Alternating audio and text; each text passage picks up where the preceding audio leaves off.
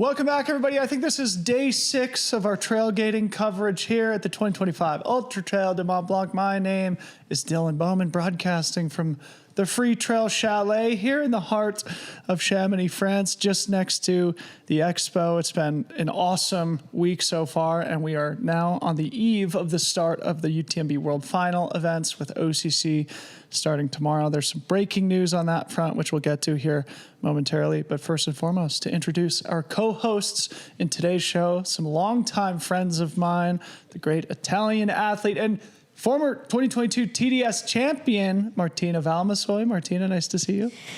Thanks for having me here. It's a pleasure. And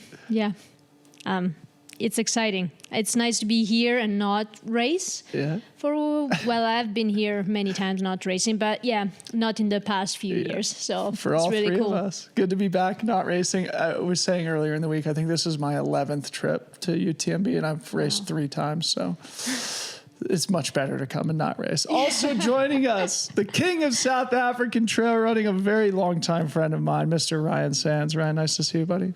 How's it? Yeah, really good to be here. And like you, I think my first time here was in 2011. So yeah, I've come back here quite a few times, and just incredible to see where the sport has headed over the last couple of years. Yeah. All right. Well, let's come back and maybe start our broadcast there. But before we do, just a few pieces of housekeeping to get out of the way. A big thank you to Hoka for supporting our coverage today and throughout race week. Thanks also to Red Bull and Sun God Eyewear, where all 3 of us are drinking Red Bulls in studio here. Ryan and I, longtime Red Bull athletes. Great to see them playing in the trail space. Also, thank you to the team behind the scenes, Ryan Thrower, clipping bangers as usual, Brett Jorgensen on the 1s and 2s, Harmony Bowman also in studio, and of course Travis Longcar, the king of trail technology back home in the US, helping out all of our fantasy technology logistics and our new analytics feature. Go check out both, fantasy.freetrail.com. We're picking 10 deep in OCC, CCC, UTMB. Go make your predictions for a chance to win some great prize packages from Hoka, Freetrail, and Sun God.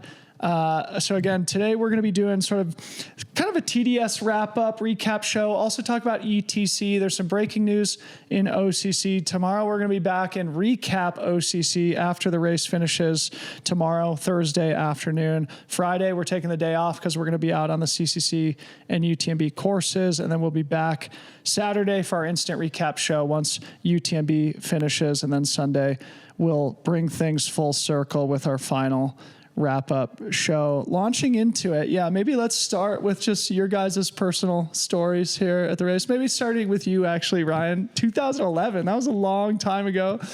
It also, maybe you could start with how the 2 of us met, because it was also in 2011, just maybe a couple of weeks before your first trip here. Yeah, like you said, back in 2011, I think it was at Leadville 100 that we met for the first time. And yeah, I mean, it's pretty surreal to see where things have gone in the sport. But yeah, I remember off the back of Leadville, came via UTMB to check it out, and it was pretty wild to just see the difference between like the Leadville 100, an American 100 miler, and a European 100 miler being UTMB. And I mean, now things have got so much more crazy, but just really cool to see the progression. We were reminiscing about the 2011 men's race, which was really memorable. Kilian Jornet won the race, but just in front of Iker Carrera, who finished second, also a legend of the game, and an Italian, right? Iker? Or no, he's Spanish. Iker, Spanish, yeah. And then and Sebastian Chagno finished 3rd place, but they were all separated, I think, within maybe 10 minutes or so. Yeah, it was like a pack of 4. Miguel Jerez was in there. I think he dropped out really late in the race. And Iker was leading until about 4 or 5 Ks to go, and in true Kilian style, kind of pipped him right at the end. Yeah. Martina, tell us about your history with the race. Of course, you are a TDS champion, as we just established. You were 9th at UTMB last year, so high performer here. Tell us about when UTMB came on your radar and maybe some of the highlights. The first time I've been here was like in 2015 when I started working for Salomon. And so for me, back then I wasn't racing, I was doing some shorter races. really much shorter races, like 20K. It was like, that's the maximum I run.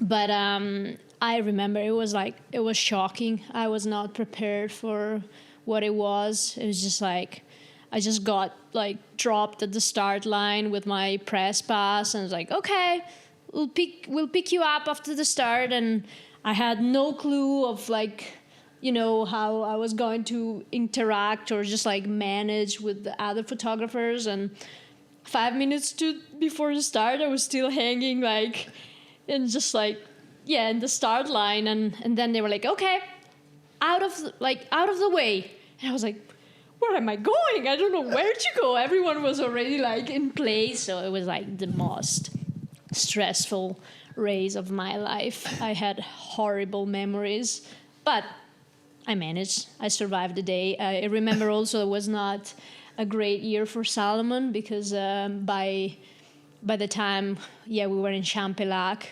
all of the athletes had dropped out. Really? And I think the last man standing was Toffel that dropped in Champelac. And so I was like, oh, okay, so what are we doing now? I was like, are we following the race? And so we still followed the race. But it was just so tiring and unexpected. I didn't know what I was in for. But I came back almost every year since. And the first time I raced one of the races, it was actually in 21 when I first, whenever I was coming here, I was like, I'm not interested in any of the races of UTMB. Yeah. But I would love to race TDS because that one seems really fun, really hard, but really cool. And when I decided to finally like give it a go, of course they changed the route, so it was even longer, and I was like, damn it. It's kind of like a little too long for me. And I was definitely not prepared in 21. Yeah. But then it went better in 22. Yeah. Yeah, well, I want to come back and talk about that because TDS has had a unique position within the UTMB festival of events.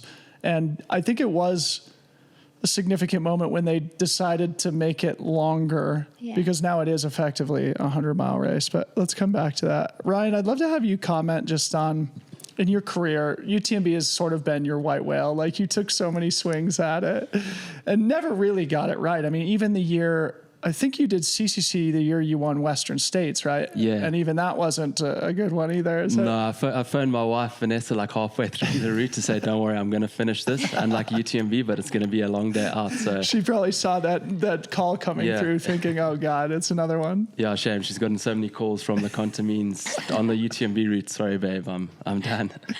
So, what do you think sort of made it so tough for you? And what do you think made it because it is a really hard race to get right?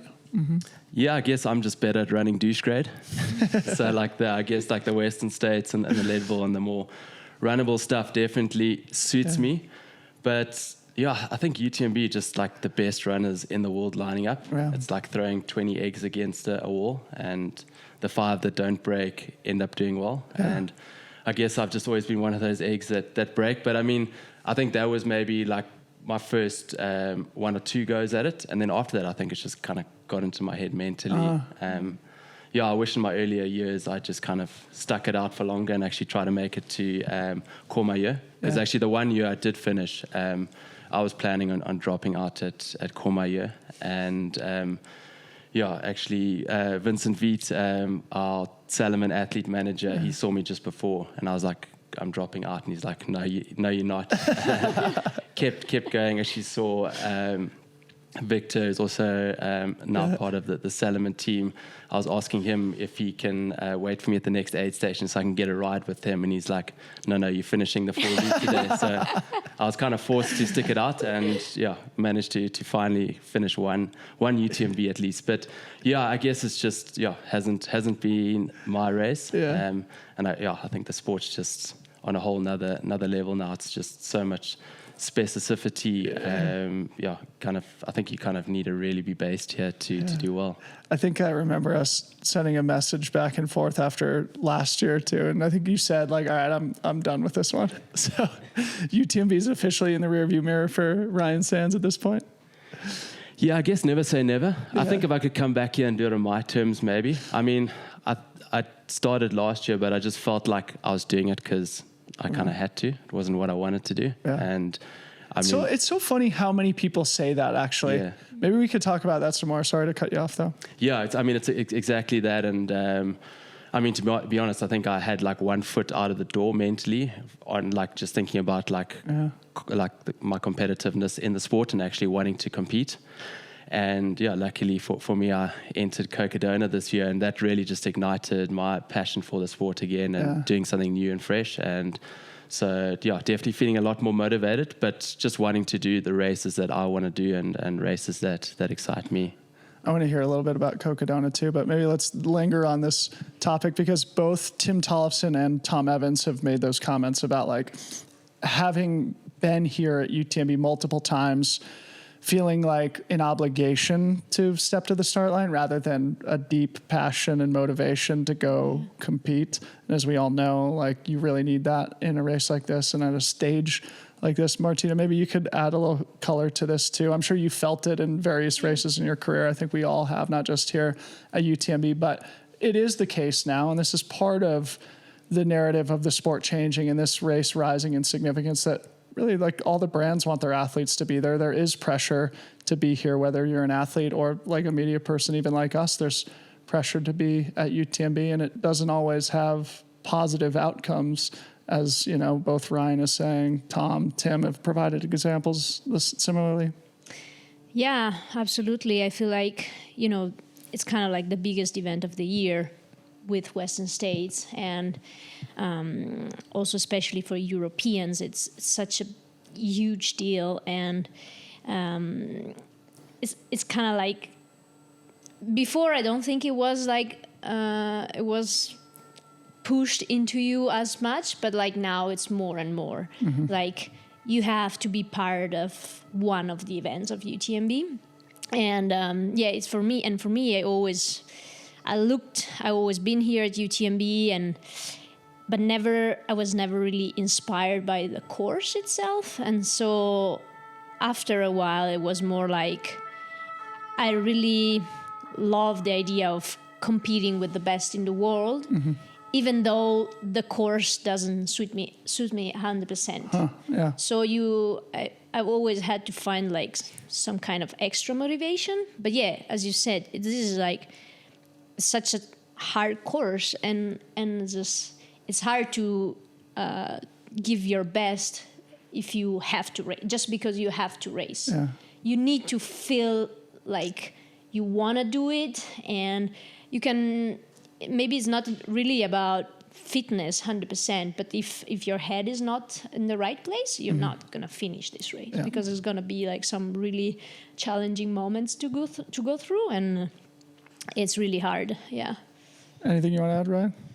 Yeah, I mean, I heard you and Tom speaking about it, just like everyone's faces at the start line. Yeah. And I mean, I know everyone looks like they're about to throw up on the start line. Everyone's like so nervous. It's like soldiers going to war. And I mean, I definitely think that start line throws a lot of people off, and things just seem to go wrong from there. I mean, I've also done Grand Raid of Reunion, which is also got a similar kind of hype, but everyone on the start line is just like fun and excited, where UTMB is just like super, super serious. But I guess it's the athletes. We got ourselves to blame for that. Just kind of taking it too seriously. It's funny. Ryan and I went to Diagonal des Fous in 2021. I did the race. He was there shooting, and we made the same comment when we went to the start line. It's like, obviously there's thousands of people there, tons of spectators, dancers, loud music and stuff, but it still has kind of a chill island vibe to it, where here it really feels like a high consequence situation, doesn't it? Martina, you were supposed to run OCC tomorrow. Share with the audience why you took your name off the list and what you're targeting now.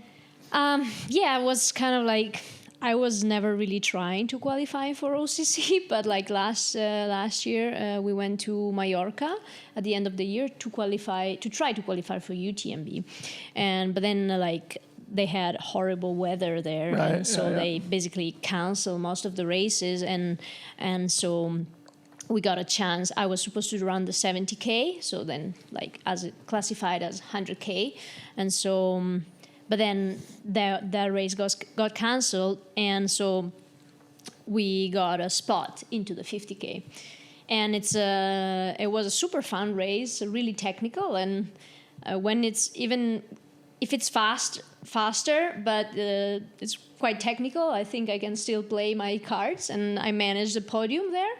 And so I qualified for OCC.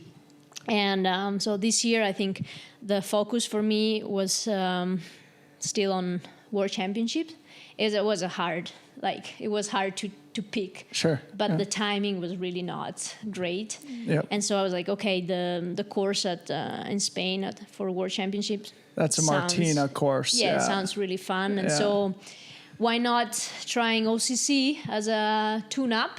I wasn't really expecting to do, an amazing race, but it's a great effort, and it's super nice to have like the opportunity to race without like so much pressure, Sure, yeah. because if I stand on a line of UTMB or TDS, it's all like people expect more from me. Yep. At OCC, it's like, well, you just do your race, Yeah.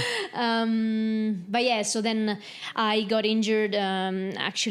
From before Lavaredo, I wasn't feeling great, but then during Lavaredo, like right after the start, I had like pain, the back of my legs, and so now I'm getting better, but I'm recovering from an injury. So.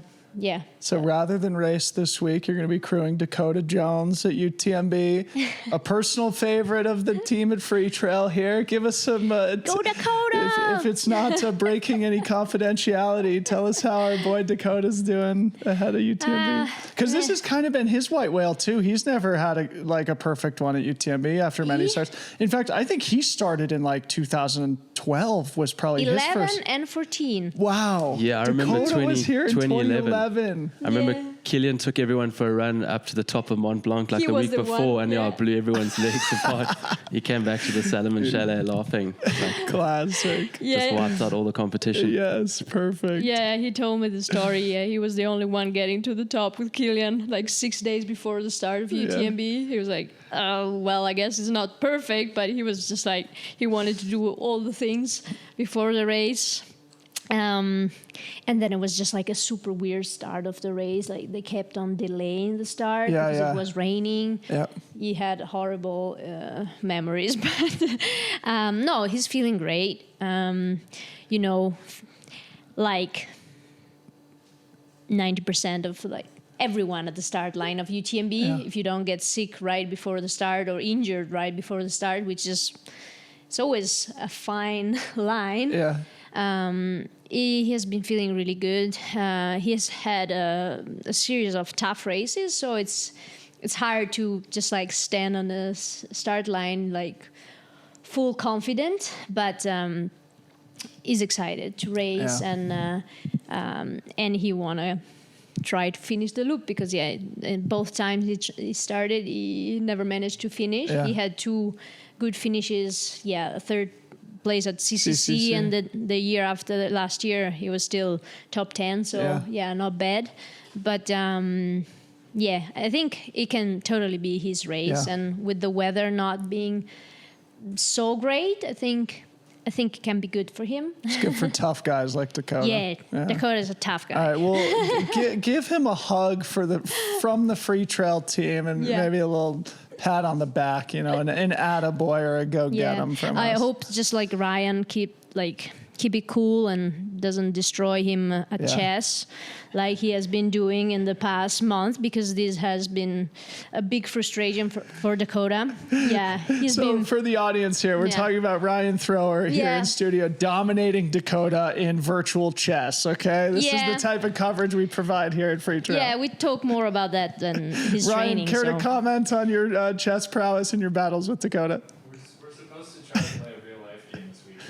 Okay, what Ryan said, he's off mic here, that he and Dakota are trying to carve out time to actually play a real game one-on-one in person in Chamonix. This is fantastic. Don't tell him before the race. Just like, don't stress him out more, please. Yes. Ryan, your crew and Lucy Bartholomew, back-to-back top 10er here, and obviously fan favorite, also longtime veteran of the sport. How's she doing? Yeah, Lucy's doing really well. I'm really excited for her. The Salomon team did a training camp out here, and a lot of the guys are saying she's in great shape. So I think she's going to have a really good race. I mean, she's been so committed to this race over the past couple of years. Super excited. Wow. All right, so one more thing before we start diving into some of the races, both that are coming up tomorrow and that have happened already.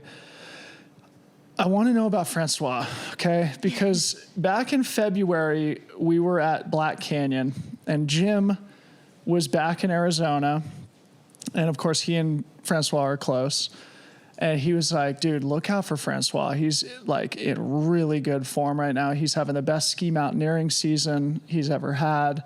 Now that it's running season, he won the Transylvania race, which is classic Francois, just like go get a rust buster in the early sort of spring before the big summer season. And then he smashed the Nolan's 15 FKT, 4-time champion back here at UTMB, now 40 plus. But everything I've heard, not only from Jim, but multiple other people, is like Francois is in the shape of his life right now. Can you guys please comment on where the great champion is? Because he is also one of our favorites here at Freetrail. Yeah, maybe I met him a little bit more the past few days. Because Ryan just got here. Yeah. So, but yeah, he's in shape, and he has, it's hard to beat Francois on this race if he has a great day, even if he has a good day.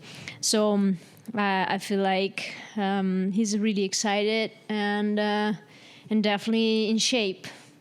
And the weather, it's another person that, he doesn't really care about the weather. He's just going to go. In fact, his first victory was one of those weather-shortened years. I think it was 2012. Okay, yeah.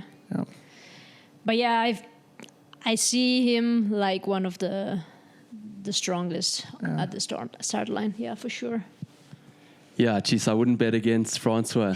I mean, just his comeback has been really cool to watch. I mean, I spoke to him this time last year after Hard Rock. You could see he was quite deflated. But, just seeing him this year and how his training's gone and just chatting to him yesterday when I arrived, like, Francois is a guy of few words, but he said his training has gone really, really well this year. So, I mean, I think he's out there to get his 5th win. Yeah, it's so great to see him back, in vintage Francois mode. I actually saw him at Hard Rock last year, 2024, before he ended up ultimately dropping out of the race. And he was even saying, man, it's just not coming around, pointing at his leg and ankle, just saying, it's just been tough to bounce back from. It was a ski injury where he broke his ankle that I think really set him back a lot. So anyway, patience is the name of the game for him. It paid off. Now having a great season. If he could pull off his 5th UTMB, it would just add another amazing story to his prolific career. So thanks for adding some color on your teammates here. All right, let's talk a little bit first let's start with some breaking news here. Of course, like I said, this is the eve of OCC here. Tomorrow morning, it was supposed to start at 8:15 in Orsay, Switzerland. We have just received word this morning that OCC is now postponed by 2 hours, starting at 10:15 a.m. tomorrow. My guess is that's a result of the fact that they're expecting heavy rain early in the day, and maybe it tapers off later. They also, yesterday, UTMB put out a notice that they are adding waterproof pants and gloves to the kit. There's already a waterproof jacket required. So basically the head to toe waterproof kit is required for OCC. And we just also received a text message from somebody who I think, is an authority on the matter. Don't want to name this individual in case it's confidential, but that they will likely be using what he called a plan B route. What we don't have an exact verification of what that route looks like yet. If we get it during the show, we'll do our best to pull it up and look at it. And actually, Brett, if you don't mind, if you could pull up the OCC course graphic here. What I'd like to tee you guys up on is just like how the weather and the course change impacts the athletes here. Not only like, okay, we're less than 24 hours until the start. It's stressful to like not know what type of course you're running, and to like obviously you know the weather's going to be bad, but you have that in your brain also. Our audience is looking at the traditional OCC course. My speculation is the Plan B course will likely keep them lower. In other words, probably making it more runnable and a faster course overall with the delayed start time. Maybe Martina, you could get us started on both these things, both the practical, how might this impact a race, and also if you were an athlete in this situation, which you almost were, you were signed up for this race, how would you be thinking about it and dealing with the sort of stressful circumstances? Yeah, it's tough because also especially it really depends if you are used to run in this kind of weather or not. Like, so I'm pretty sure it's challenging to think about yourself running hard for so long under heavy rain and maybe cold temperature. I mean, I'm pretty sure the organizers want to keep it like as close as possible to the to the original race, at least in terms of vert and like kilometers, like the length of the race.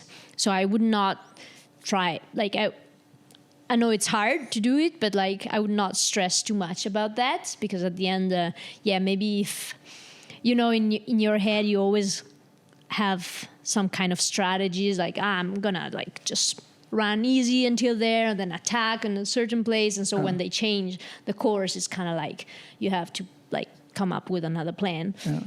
Yeah. But, you know, it's everyone in the same boat. So it's just like try to control the controllable. Yes.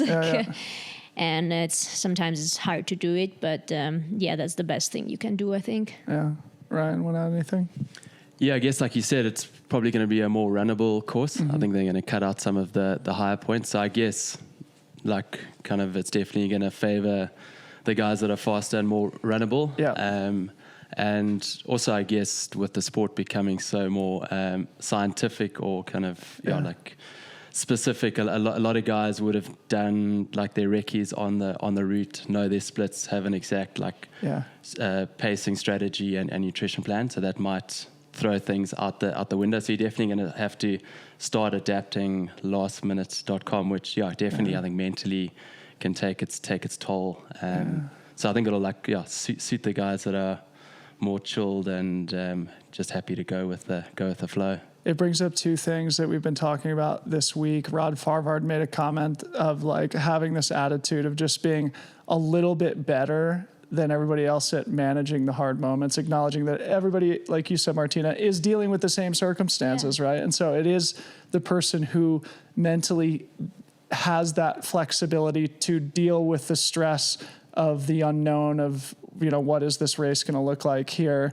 in the final 24 hours before, and being okay with that uncertainty and still confident in that uncertainty, who will likely be in a better place. And the other point was Dani Moreno said, in the bad weather, don't bet against the Brits and the Scandinavians here. So people like Christian Jones, Petter Engdahl, etc. So again, we're still waiting on word from the race organization as to what the course is going to look like. But we do have confirmation now that there is a 2-hour delayed start time tomorrow. So 10:15 a.m. local time. We also learned this morning that Davide Magnini's out. Do you have any intel on this as a fellow Italian? Actually, I was surprised to see him on the list. I just I didn't know he qualified. And so I was surprised to see him there. But I guess he has a long history of injuries, so he's finally coming back, and he's in the team for Worlds. So maybe it's just like he decided not to risk it and just try everything at Worlds. But I don't have any more intel. Yeah, because Nadir Magay, also Italian, was supposed to be racing. Luca And Del he's not? Pero, no, he's not racing either. Okay. Luca is. Okay. But anyway, the Italian team All on right. the original start list Okay. looked really deep, but now we've lost both Nadir and Davide, who are two of the highest there was like ranking. the whole Yeah. poster, right? Yeah. And Minojo still racing? Yes, yeah. Okay. Yeah. I don't think it's the race for Minox. He's gonna be the one to look for at World Championship. Yeah. He's Okay. a beast on Is he technical. doing short course or? No, not the long trail. Long course. Yeah. Okay. Cool. Great intel. All right. We'll bring that up during our World Championship coverage next month. All right, cool. So that's what we know about OCC. Again, if we get more updates during the show here, we'll try and throw them in and add our color as well. So moving on to TDS, which finished last night. I'm sure there's still runners that are coming in now, but the top ranked athletes finished. The lead man finished just sort of around dinner time. It was a really awesome vibe and scene to greet him. Antoine Chevelin, I think Yes. is Charvelin, a French athlete on athlete. He's actually going to be coming into the studio to do an interview later this afternoon, as is women's champion Kareth Arnold. We'll do the results here shortly, but sort of in retrospect, it might be fun to just add a little context for TDS. And what I want to do first before we get to the course, Brett, can you pull up the top 25 ranked athletes graphic here?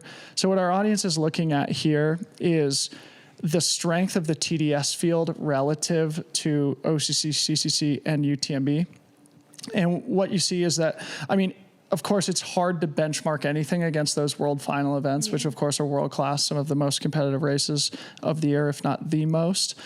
So if you benchmark TDS really against any other races in the world, it would be, a very, very, very competitive event. But what our audience sees here is just, if you look at the average UTMB index rankings for the athletes in the world final events versus TDS noticeably less competitive.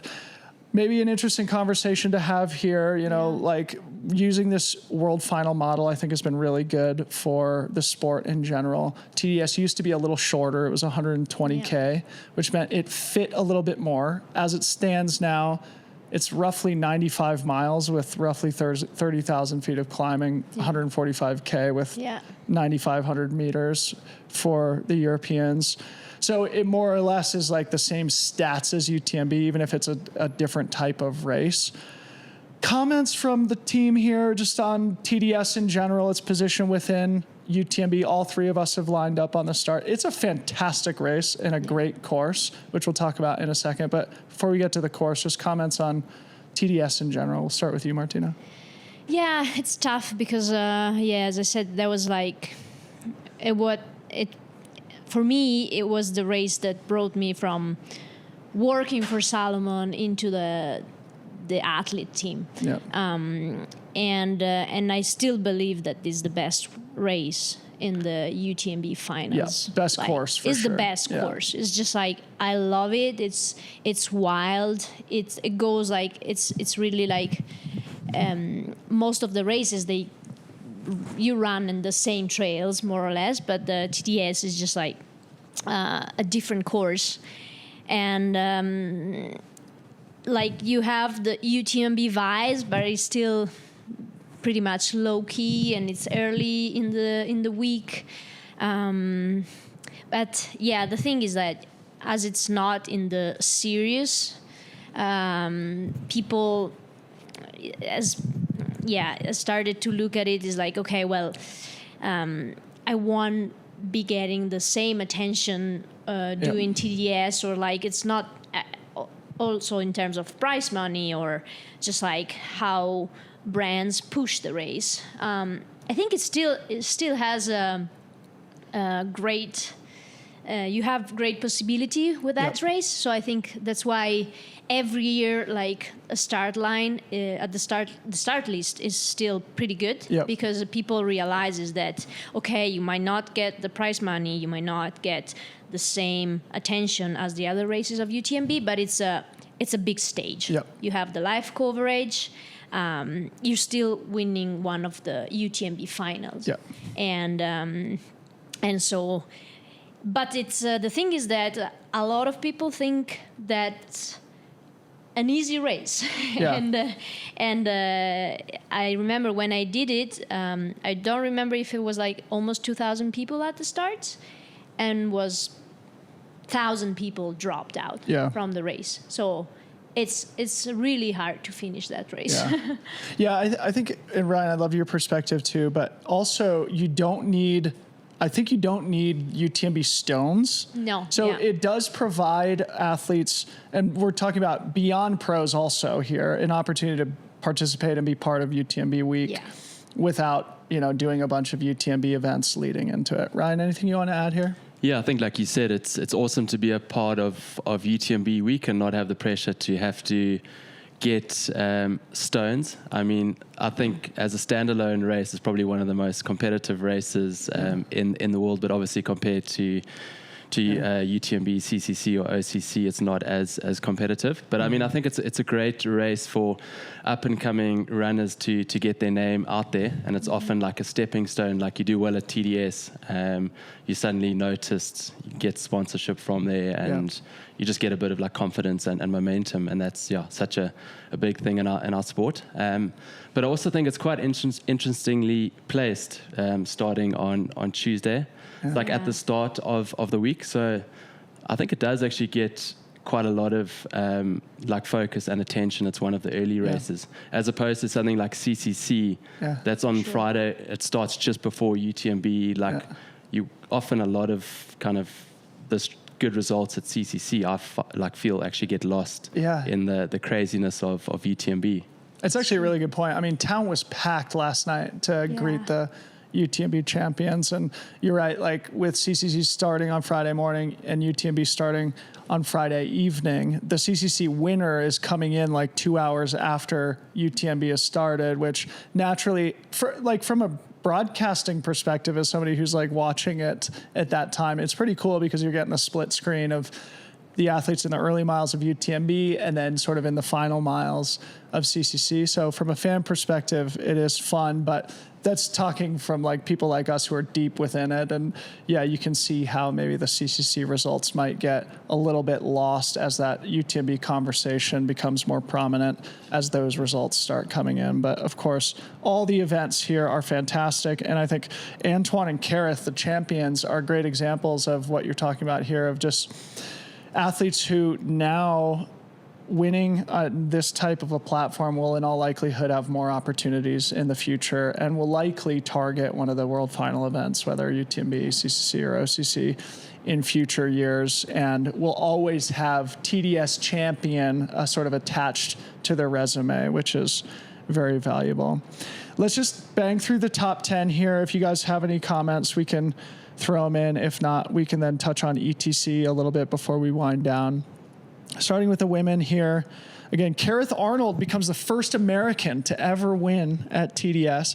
And we're having Kareth in studio. She's a great athlete. She's having an awesome season, but, certainly not a name brand athlete globally. So this is, again, a great opportunity for her to continue to build her career. Also a mother of two. So really, really awesome. And she won by a comfortable margin, 1 hour and 25 minutes. So big shout out to Kareth for a victory. Second place was Helen Dassey from Belgium, and then it was Shang Shear from China in third, Elise Delanoy from France in fourth, Luisa Demantis from Italy in fifth. I don't know if you know Luisa. Yeah. I don't know her personally, but I know definitely who she is. Great. And then sixth was Emily Vodden from Switzerland.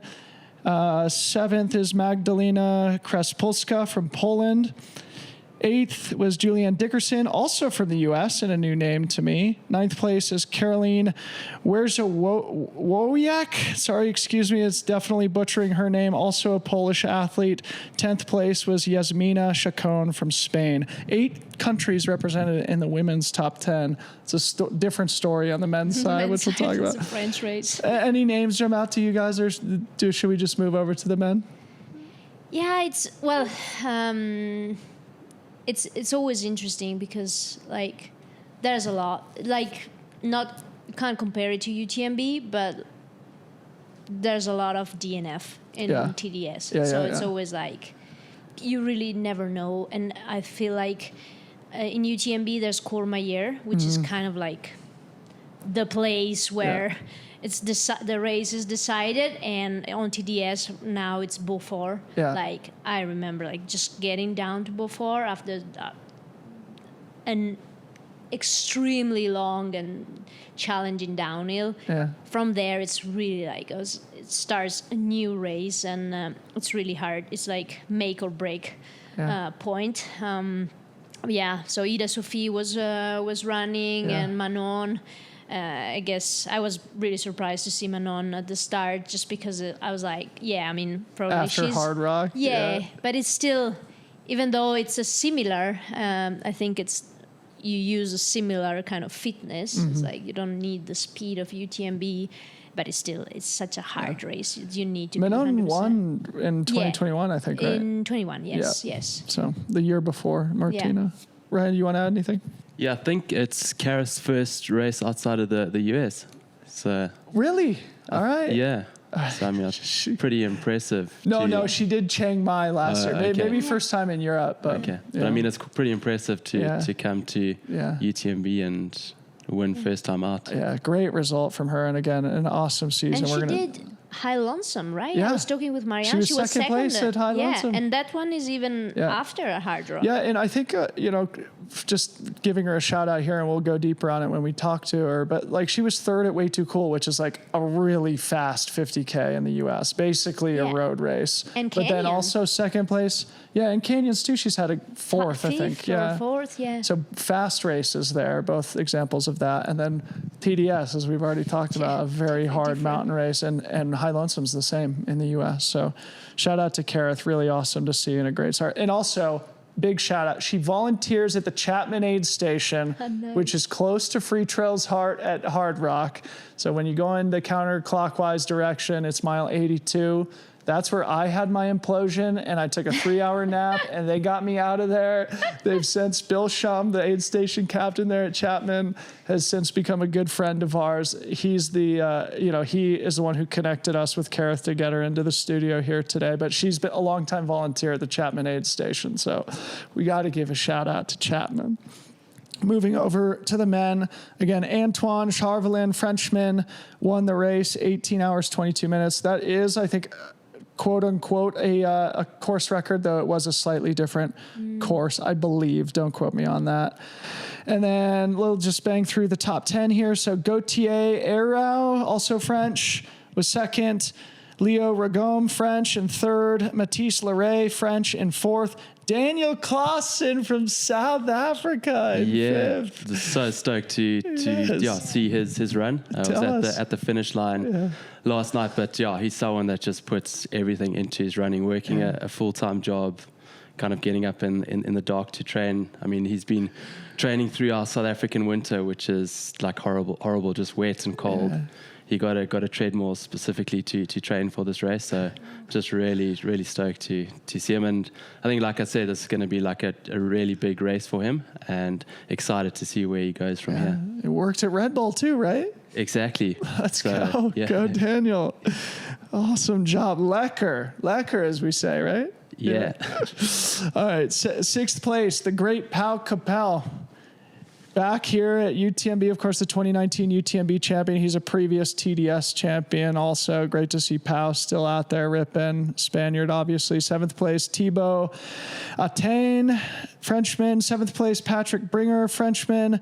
Ninth place, Pierre-Adrien Hiver, French. 10th place, Martin Francois, French. So 8 out of the top 10 French. Only 3 countries represented in the top 10 of TDS. Any other names you want to add or expand on? I mean, Pau might be an interesting one to touch on for a sec.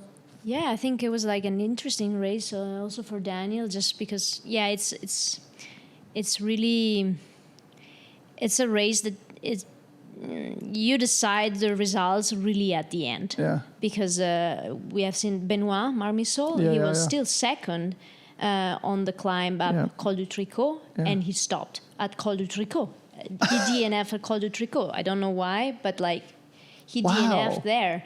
And also there was another French, I don't remember his name, sorry, but like he led most of the race until like just after Contamine, he got passed by Antoine, which was always quite close behind, and from the climb from Contamine to the finish, he finished the race, but he finished in 22 hours. Wow. So it's Slow.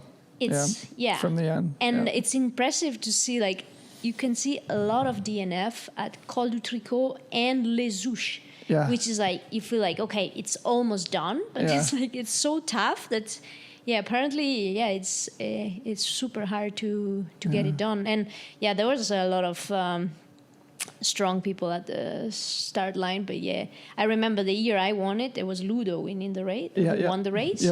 And well, first of all, he passed me after 25 minutes from the start. I was like, what are you doing here? Like, oh, we chit-chatted like a little bit going up, but I remember he was not even in the top 10 at Beaufort, which is 100K. And then he finished with an hour and a half on the second, and I think it was still like the record time, and it just like, because that race, the second part of the race, it's actually a little bit more runnable, and if you are, it's more like it's a death march from most people from Beaufort, and so if you can run, if you're smart enough to save some energy, or I mean, if you are Ludo, that's that was it was impressive, because like I remember so much people dropped after Beaufort. Me in 21, I dropped in Nautilus, so which is like 10K after Beaufort. But I wasn't prepared for the race. Ludo providing inspiration for guys like Ryan and I, for sure. Awesome. Cool. Well, that's TDS. That's our top 10. Let's just touch on ETC briefly before we wind down here and before we do. A big thank you to Hoka for supporting our coverage. We've been talking about the Mafate 5 all week. Go check it out. The rocker integrity technology, that curved TPU plate. Keep that rocker shape to it after hundreds of miles. The ultimate mountain 100-mile shoe. Dual density supercritical foams around that curved plate, plus the Vibram Mega Grip 5mm lugs. And I think especially, it's pouring rain outside. We can hear it now. This is going to be a great shoe for these long mountain runs that all the UTMB athletes are going to be confronting this weekend. Check out the Mafate 5 at Hoka.com. Big thank you to Hoka. ETC, this is Debo's favorite hobby horse here. We've been talking about it all week and now for the last couple of years.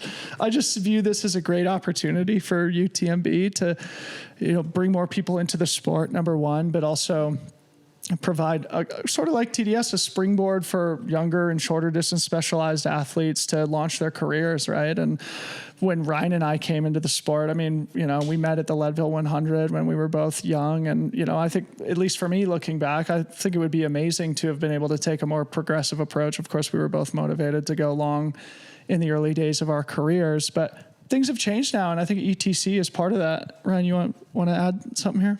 Yeah, I mean, I think, like you said, when we first got into the sport, it was like run 100 miles or like nothing. Like it was all about those big races, where I feel over the last kind of 5-8 years, the shorter distances have been celebrated. And I mean, I'm a big fan of that. Yeah. I mean, I run long and far, but I mean, I think to grow the sport and get people into the sport, the shorter distances are definitely where it's at. And also just for longevity. I mean, if you go straight into running 100 milers, like everything's so competitive now, you just really kind of halve your career. And I mean, we saw a lot of buddies from the early days that aren't running anymore, just because did too much too early. Yeah. So yeah, I think it's a great opportunity.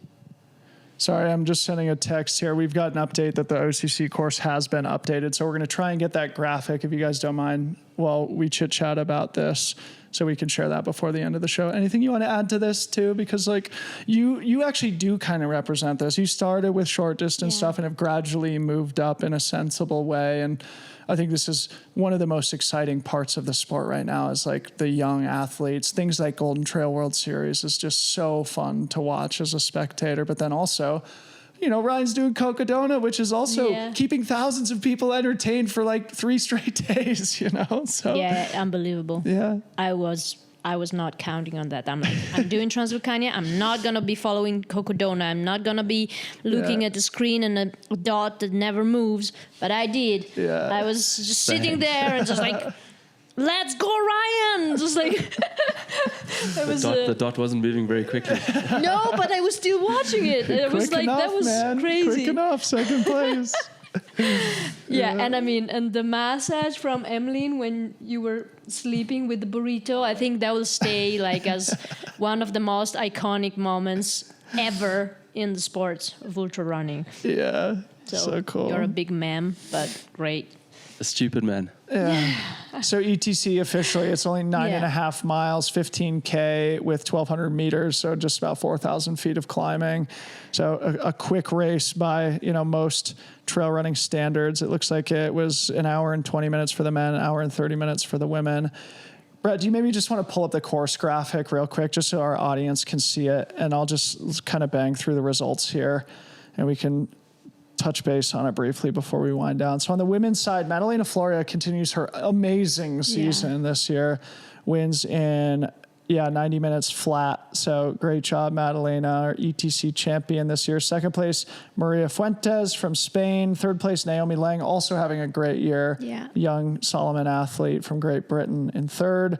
Fourth place, Julia Lejeune from France. Fifth place, Elise Ponce from France. Sixth place, Nerea Irigoyen from Spain. Seventh place, Marie Neve from France.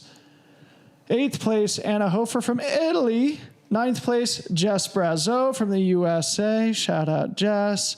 10th place, Martina Cumulato, also from Italia. Yeah, they're both in the Italian team for the short trail. So, great team. All right, awesome. No, it's an incredible opportunity, I feel like, for people who run short distances because it's a pretty new race. I think it's like the third year maybe that they're doing. Yep. Yeah, and before it was always like the short race was OCC, which is not that short, you know. It's still a big step if you want to race it. And it's cool because it's nice to give more visibility to these athletes, It's really like I people don't understand enough how hard it is to train for these short events. It's not because it's just like they end up in an hour and a half that they are easier. It's so hard to train for these races, and these people like train really, really hard. So it's really good to see them shine as much as they should. Yeah, great points. Moving on to the men. First place was Alain Santamaria Blanco from Spain, 1 hour, 21 minutes. Looks like he was just about a minute and 15 seconds ahead of second place, Italian Cesar Maestri. Mm-hmm. Also a name I see all the time, but don't know much about him. He's probably on the world's team too. He's not. I don't think he's qualified, but I think he got an injury halfway through the season, and then now he's coming back. I'm not sure if he broke his wrist or something like that, but he has been like one of the greatest mountain runner in Italy. Awesome. For many years. Third place, a Belgian, Maximilian Drion. Ski mountaineering. Really? He's like any vertical kilometer Caesar or Maximilian? Maximilian. Really? Yeah. They've got skimo in Belgium? I mean, he trains with the Swiss guys. Okay. But like he's the closest one always to Remy. Cool. So he's really, really strong in VK and also just Really? like normal races. Yeah. Wow. He's been really good for a few years, and now he's training hard for the Olympics. And so I'm going to go follow him on Instagram as soon as we're done here. Fourth place, Alberto Vender, also from Italy. Fifth place, Remy Leroux, Canadian. Sixth place, Gianluca Giano from Italy. My goodness, Italy just cleaning up here. Seventh place, Thibert Debizet from France. Eighth place, Finlay Grant from Great Britain. Ninth place, Dan Kurtz from the U.S. So we got double ninth place for the Stars and Stripes. 10th place, Romain Deschur, also from France. Looks like, men's top 10 separated by only under 5 minutes. So really, really good competition there. And the Italians, 5 in the top 20 combined men and women. Yeah, in mountain running, Italy has been always really strong. Yep. And I believe Alberto Vender maybe is coming to World Championships, and Gianluca Ghiano too. Gianluca is used to do like more sky running races. Actually, he was just at Zermatt last week, so he raced the Ultrax. Oh, okay. 5 days ago. Wow. And now top 10 at this race, so it's pretty impressive. Yeah. Hey guys, do you have the new OCC course? Yeah, just text it to you. Yeah, if you don't mind. All right, so we're going to look at this graphic in real time here. None of us have seen this yet. So thank you, Ryan, for the great production as usual.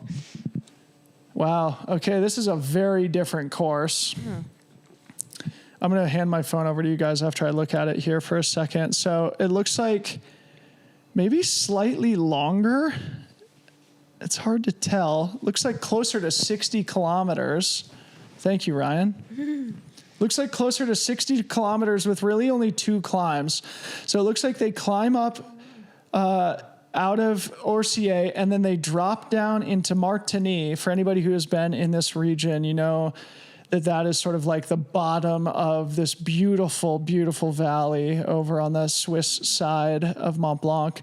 And then it looks like just a monster climb up. Is that Col de Baume? But it's not the, it's on the TMB instead of the, The highest, the ridge. instead of this way. So a slightly different high point, and then it looks like they've cut out the climb up to the Flagère and are just going to be descending down the valley back into Chamonix here. So maybe just to bring things full circle, to wind down here, you know, now the athletes know what they've got to do tomorrow. Yeah. Looks like the course is probably, we don't have the, maybe if, do you have the official stats in terms of distance and elevation now too? Give me a second. Yep. So I don't know, on paper to me, it looks like a faster course like we were talking about earlier, although that climb is pretty big, it looks like. Out of Martigny to the top of Col de Baume, that's got to be at least a vertical mile, like 5,000 foot type climb. That's definitely going to be the crux of the race. The people who climb the strongest there are definitely going to be putting themselves in the selection to arrive back here on the podium. Comments before we wind down?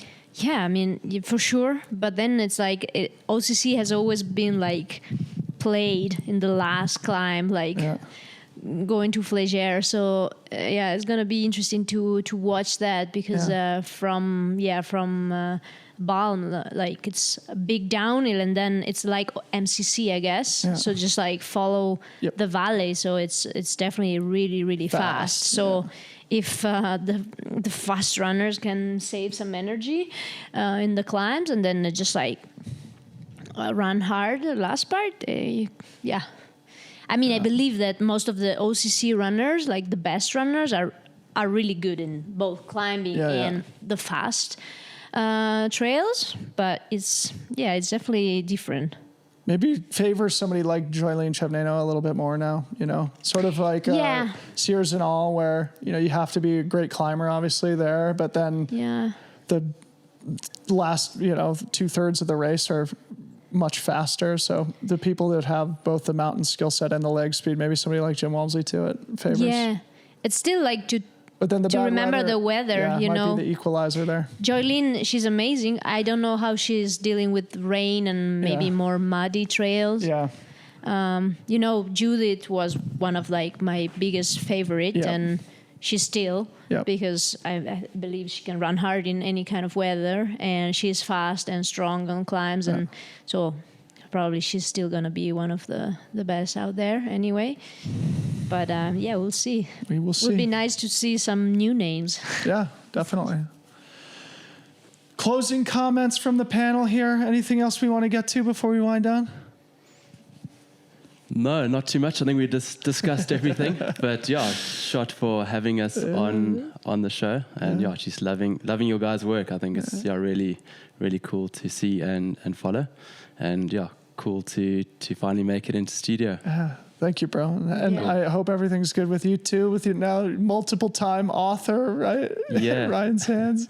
Yeah, Publishing maniac here. I just got to try and convince you to like enter something like Tour de Géance or something. Yeah, let's do it together, bro. We've been talking for years about doing a Red Bull project together. Cool. So You should start with the PTL. That's what we have a project. That's a good idea. Yeah, That's a good idea. We talked with Marianne and Camille. We were like, okay, but like everyone's talking about Tour de Géance, but like first we got to do like something together just to see if we can do this, and why not PTL? So She said that race looks tough. Like I would have, like I think it should get more coverage. Yeah, you know what? Maybe tomorrow we'll do an update on PTL because actually I think the winners come in on Thursday because they started on Monday. So that's a good reminder. Yeah, PTL. So for our listeners, PTL is the 200 plus mile quote unquote race here at UTMB. It's been around since before 200 milers were cool, and what makes it fun and interesting is that it's a team race. So it's teams of either 2 or 3, I believe. And at least one person on the team has to be a UTMB finisher. Geez, I didn't know that. Yeah, that's what the rule used to be. Okay. okay. There's all these weird rules. And also you can drop one of the 3, Yeah, you're right. It's like you can start in 3, but you can finish in 2. So I always wondered about like the strategy or just like the conversation between the group when like it's getting hard. It's like, hey, what are we doing with this guy? Yeah, it must be tough. I've done like a lot of stuff in 2s, but to do it with 3 people, like everyone's always, there's always someone struggling. So I guess eventually after 48 hours or so, it's like kind of survival of the fittest. Someone's got to drop off. It's funny. I remember when I did UTMB in 2017 when we were climbing up Col de Lucerne, which is when you move from France into Italy in the middle of the night. I guess you're probably 40 miles into the race or something at that point, passing PTL runners, walkers who were out there in the middle of the night. Of course, they had already been out for 6 days or something at that point. Yeah, it's insane. And also the trails are super technical. Like they've got helmets and... They have Via Ferrata, just like helmets, full on. And they were all super nice last year. I was like, they are exhausted and they're still moving from the trail to let us pass. And I'm like, wow, that's impressive. So cool. Well, shout out to the PTL runners. A great way to finish. Martina, Ryan, so fun to do this together, guys. You guys are awesome. Appreciate all your insight and intel. A really, really fun show. So to our audience, again, we're going to have both TDS champions here in studio. Make sure you check out those interviews. Both Antoine and Kareth are going to be coming in, and excited to get to know them a little bit better. Make sure you go play fantasy, pick 10 deep, OCC, CCC, and UTMB. We've got great prize packages on the line for the top predictors. Please subscribe to the channel while you're here. That would mean a lot to us here at Freetrail. Got a lot of athlete interviews. I think we're winding those down today with Judith as our final pre-race athlete interview. Judith Weider, who Martina just mentioned as a favorite for tomorrow. We're going to be doing our Freetrail happy hour tonight. So if you guys aren't busy, you got to come over. Come hang out with us. Check out the Mafate 5, Hoka.com. Thank you so much to Hoka for all of their amazing support. And finally, to the team behind the scenes, the real MVPs, Ryan Thrower, Harmony Bowman, Brett Jorgensen, and of course, Travis Longcar back home. For Ryan Sands, Martina Valmassoi, I am Debo. See you tomorrow. Peace out.